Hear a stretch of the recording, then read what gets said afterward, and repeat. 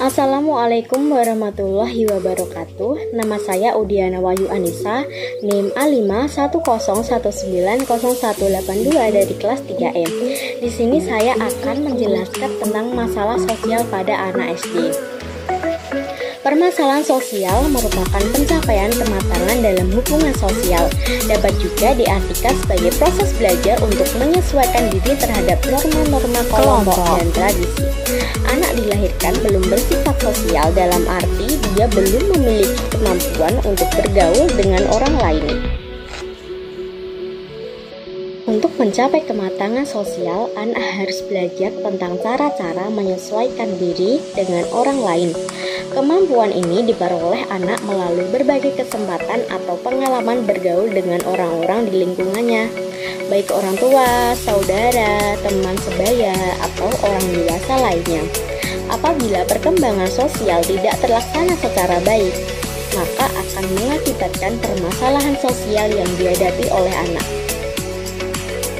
Nah, saya akan membahas macam permasalahan sosial yang dihadapi anak SD, yaitu pemalu, mulai dari faktor penyebab, karakteristik, dan sikap kepada guru, orang tua atau keluarga, dan teman.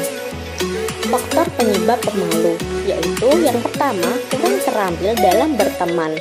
Yang kedua, masa kanak-kanak kurang gembira. Yang ketiga, mengalami kesulitan dalam berbicara. Yang keempat, kondisi fisiknya kurang. Yang kelima, faktor keturunan.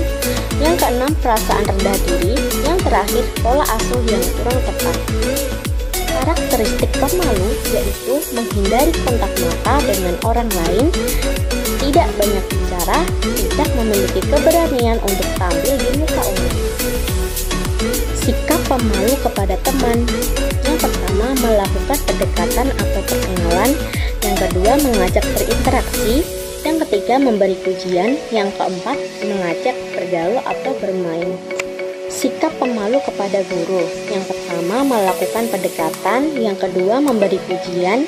Yang ketiga, sering mengajak berbicara saat ada teman yang lain. Yang keempat, memberi kesempatan untuk menjawab pertanyaan. Yang terakhir, membuat kegiatan yang merangsang anak untuk berinteraksi.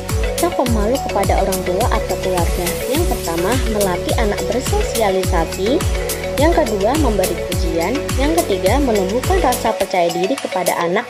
Yang keempat, membantu anak melihat kelebihannya. Yang terakhir, tidak memberi label pemalu pada anak. Nah, ini mind mapping masalah sosial pada anak SD sifat pemalu. Bisa dilihat, ini sesuai dengan yang saya jelaskan tadi. Si ruang, beruang madu yang pemalu.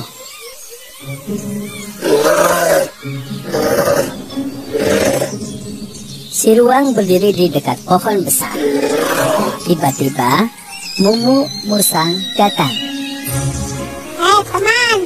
Mumu dan hewan lain ikut mendekat. Tapi wajah si ruang menjadi bersemu merah.